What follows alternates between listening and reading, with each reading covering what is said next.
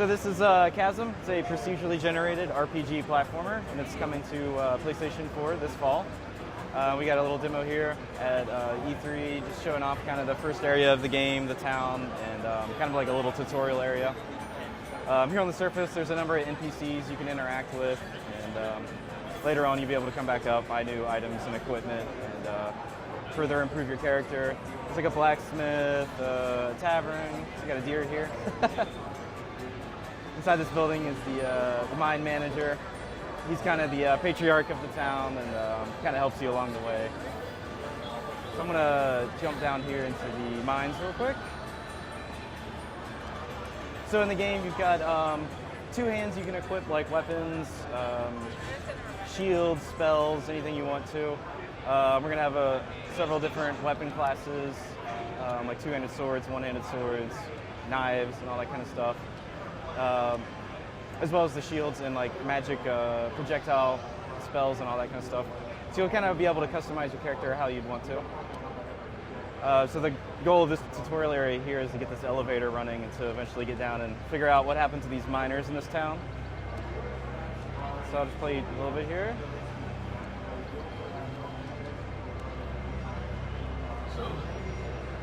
So we're kind of going for a blend of 50-50 platforming, combat. There's also puzzles and some other stuff in it, so it kind of mix up the game.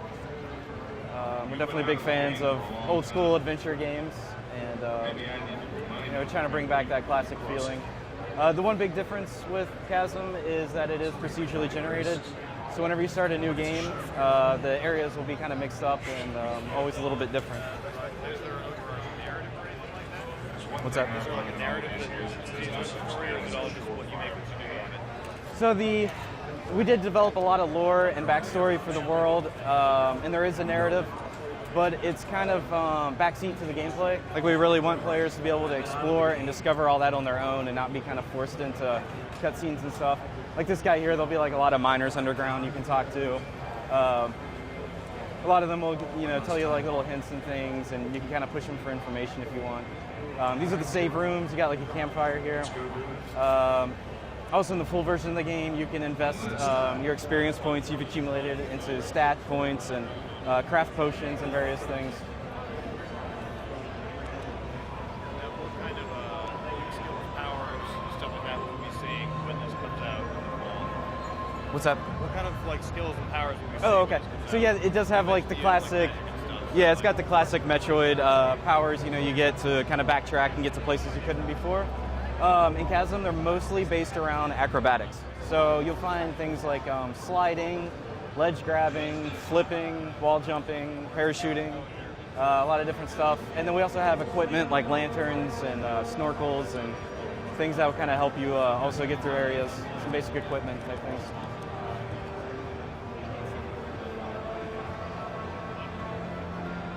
And there's going to be 6 unique areas in the game. This first one is the mines. We also have catacombs, underground gardens, a castle keep. So there's going to be like a lot of varied scenery, a big boss at the end of each area, and like I said, a lot of power-ups and equipment to find. Here we got some armor.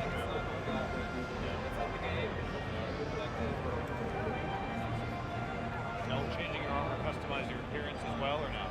Right now it doesn't. This is all hand-animated sprites. So, I mean, like for the character right now, I think we have like 300 or 400 frames of animation. So talk about that process.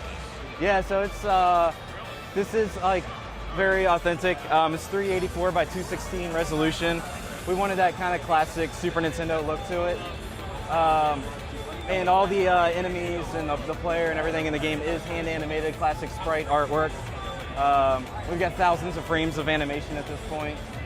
So we'd definitely love to add character customization, but between like all the hand-animated frames and the fact that there's no outlines on the character, it can make it very tough to kind of find a good balance and have the character still pop. So we're still looking into it though. Like we're big fans of that kind of stuff, so we're trying to find a way to make it work.